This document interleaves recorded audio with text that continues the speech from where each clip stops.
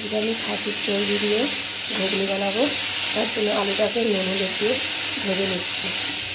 আর এখানে অল্প মটর আছে আর চর্বি আছে।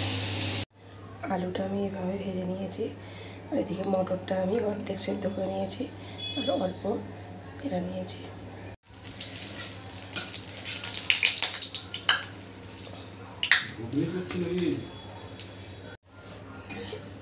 আমি কড়াই শুকনো লঙ্কা তেজপাতা ফোড়ন দিয়ে দিয়েছি।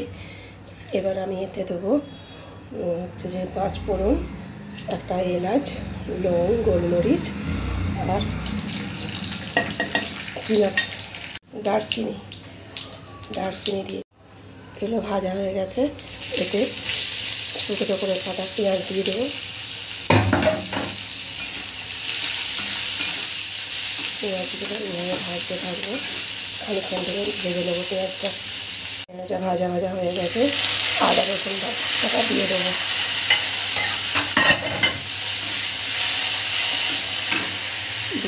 টমেটো কুচি। এটা বেশ কিছুক্ষণ ধরে ভেজে নিয়েছি আমি। এবার এতে দিয়ে দেবো লঙ্কা গুঁড়ো, হলুদ গুঁড়ো, নুন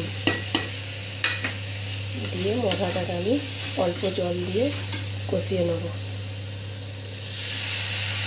অল্প জল দিয়ে মশলাটাকে আমি কষিয়ে নেব। মশলাটা আমার কষা হয়ে গেছে। এতে দিয়ে দেবো ভেজে রাখা আলুগুলো।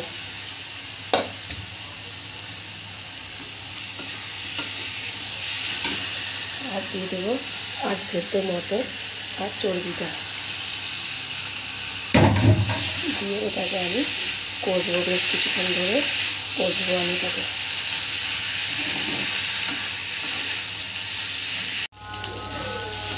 এটা বেশ কিছুক্ষণ ধরে আমার কষা হয়ে গেছে। এটা বেশ কিছুক্ষণ ধরে আমি কষছি, কষাই হয়ে গেছে। এবার এটা আমি জল দিয়ে দেবো। জল দিয়ে ঢাকা দিয়ে দেবো। জল দিয়েছি, চর্বিগুলো ভাজতে শুরু করে দিয়েছে। আমি এবার এটাকে ঢাকা দিয়ে দেবো। ঢাকা দিয়ে সিদ্ধ করে নেব। আমার এটা তৈরি হয়ে গেছে। চর্বিগুলো ভাজছে। আমার এটা তৈরি হয়ে গেছে। আমি জিরেকে ভেজে গুঁড়ি নিয়েছি। জিরে ভাজার গুঁড়োটা এরকম করে দিয়ে আমি এটাকে ঘাটিয়ে নেব।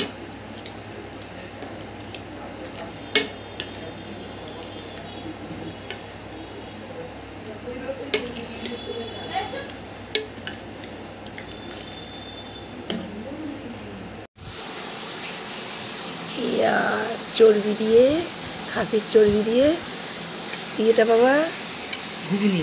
খাসির চর্বি দিয়ে ঘুগনি। খাসির চর্বি বাবা, নাও পাওয়াটা খেয়ে নাও। খাসির চর্বি দিয়ে ঘুগনি।